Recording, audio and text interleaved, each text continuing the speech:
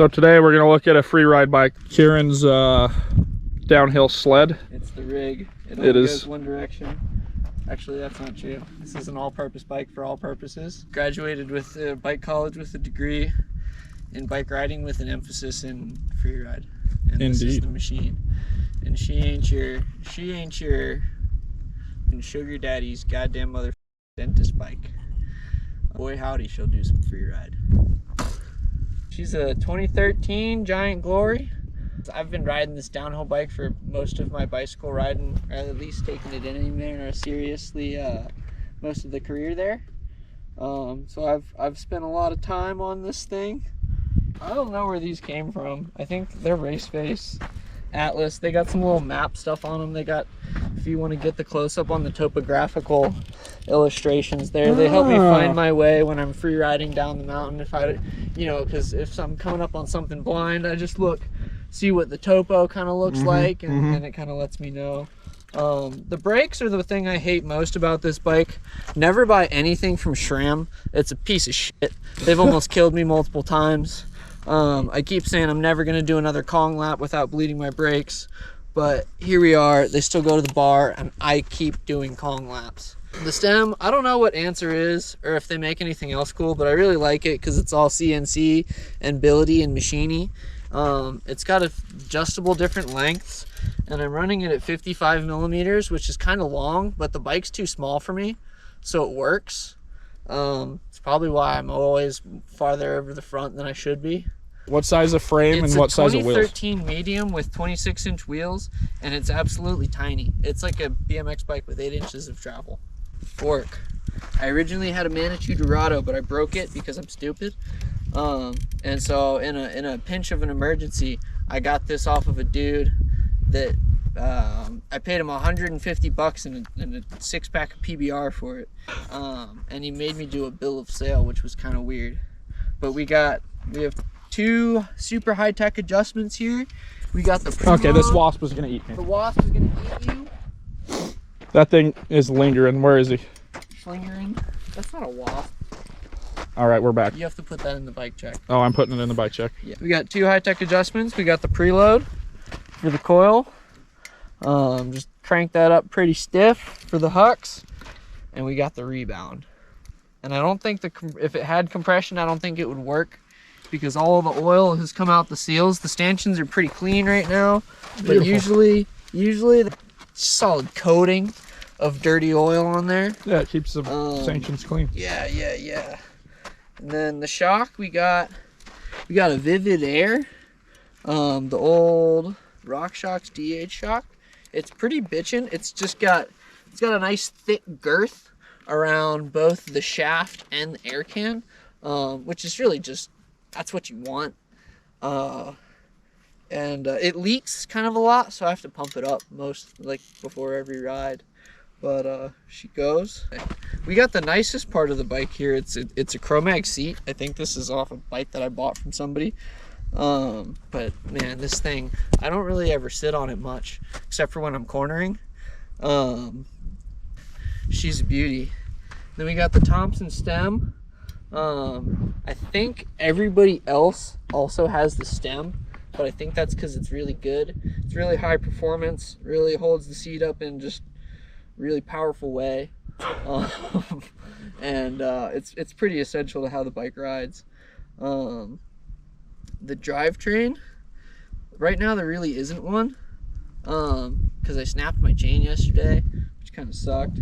But normally it's a pretty little custom dealio that we got going on here. So we got a broken SRAM single speed tensioner on there that I sheared the little thingamaling off of that's supposed to hold it in place. So I hold it in place with this U-bolt here and some zip ties, and it feeds the chain through this. We got a couple of extra chain rings on there to hold the chain on, and it's the most reliable drivetrain I've ever had, other than the chain breaking on me the other day. Stay tuned for 2.0 of this drivetrain system on the new bike that I'm building up. The wheels are actually, this is a bitchin' set of wheels. i9, whatever the old i9 hubs are, that on Torch, the old downhill ones. I bought those Probably spent way too much money on them back in the day when I thought buying nice wheels was actually important, when really the only thing that matters is the rims, and all they have to do is just not explode. And I haven't had yet to do it with these things, so these the DT Swiss, yes. And then my pedals are super bent and everything, so when I get on a normal bike it feels like the pedals are completely because I'm totally used to this one. But the pedals and the cranks are both bent. It has tires too. The front tire came from Kickstand's Mobile Bicycle Repair, or whatever his little business name is called. Shout out to Kickstand. He's the man. The only 26-inch tire within 140,000 miles. She goes down the steeps, goes off the jumps when I'm not feeling like a bitch. Well, here we are. Hiking up breakfast. Out of breath.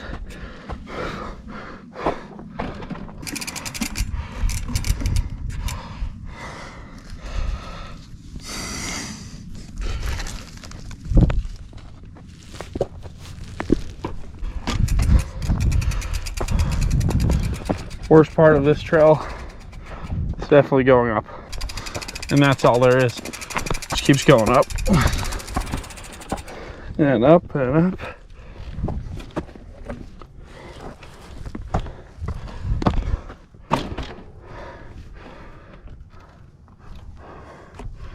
Really get to know your tires.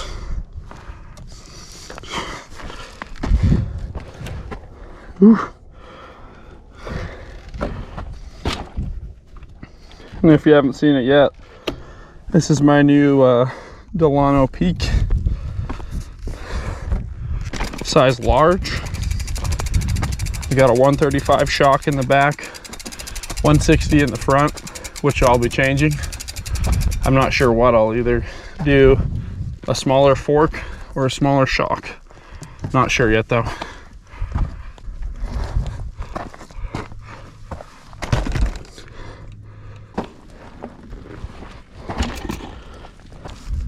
Okay. Hair in my mouth. Now for the last one.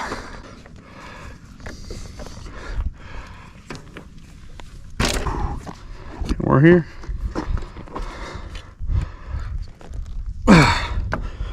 Well, at the top of this part.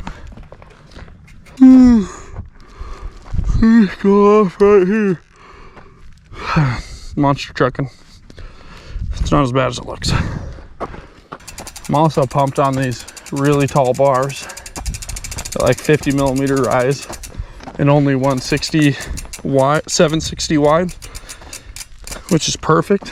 You could probably do 770s or 780s, but whatever. They'll work. Let's continue up.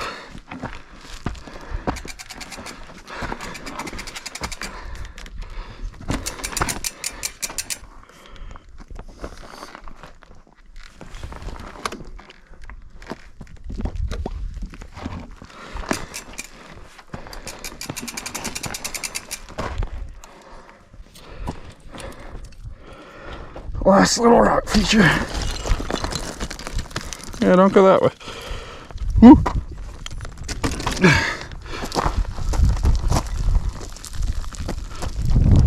Oh, that part scares me every time. Just walking up. Going down isn't even bad. Going up sucks. Oh, let's go. Whee!